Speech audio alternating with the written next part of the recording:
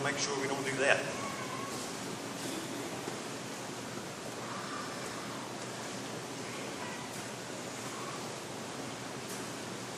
Skipper, maybe we can work them a little bit later so that people can pay attention to the sermon. Yep, we can do that.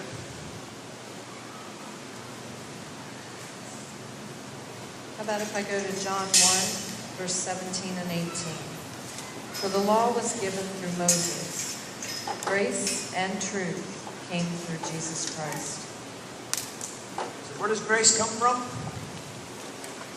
Through Jesus Christ. We talked we've been talking about relationships for weeks now. You know, it upsets me that there's just as many divorces in the church as there is outside the church. So I want to help the relationships get better. I want marriages to stay together. I want children to grow up in a family where they learn love and respect and obedience. And they learn to love God with all their heart. These are things I want. And in the process of doing that, we offer classes like tomorrow night for men and women. We offer foundation classes like Wednesday night. We're offering classes that will help you mature, that will help you have a better relationship with God, with your spouse, and with your friends.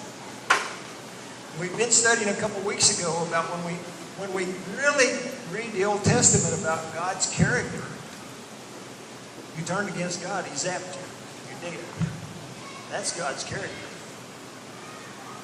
You know, we talked about the only one that could go to God, to the most holy place, was the high priest. Once a year, he would take a blood sacrifice for your sin. Behind the curtain separated God from man. Only the high priest could go behind the curtain one time a year. But when Jesus died on the cross, the curtain split from top to bottom.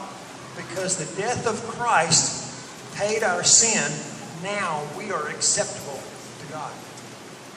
So we've been studying about these relationships of how we see God, how we see Jesus, and how we will evaluate mercy and grace.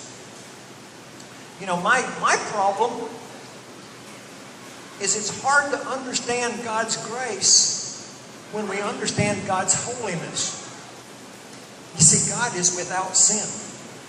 Remember, in the Old Testament, He wouldn't even let Moses look at His face.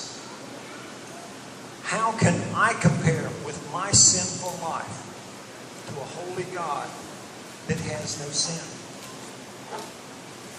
He is sinless, and I am sin. And we all have to deal with that. Some people have more sin in their life than others. You know, but you got to understand that the blood of Jesus paid for all sin. We're going to read about that in a little bit.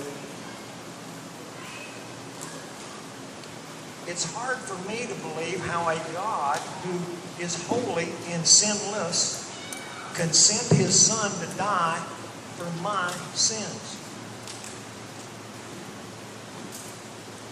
You know, we can get into the song Amazing Grace. Save the rich like me. I am that rich. You people don't have a clue of the sins I've committed. I tell people I broke all 10 of the 10 commandments. I told that to a person one day, and they said, "Who did you murder?" Well, Jesus says if you've done it in your mind, you've done it. And there have been some people that we've done it to. So when I think about He is sinless and I am sin, but His blood paid for my sins. Kathy?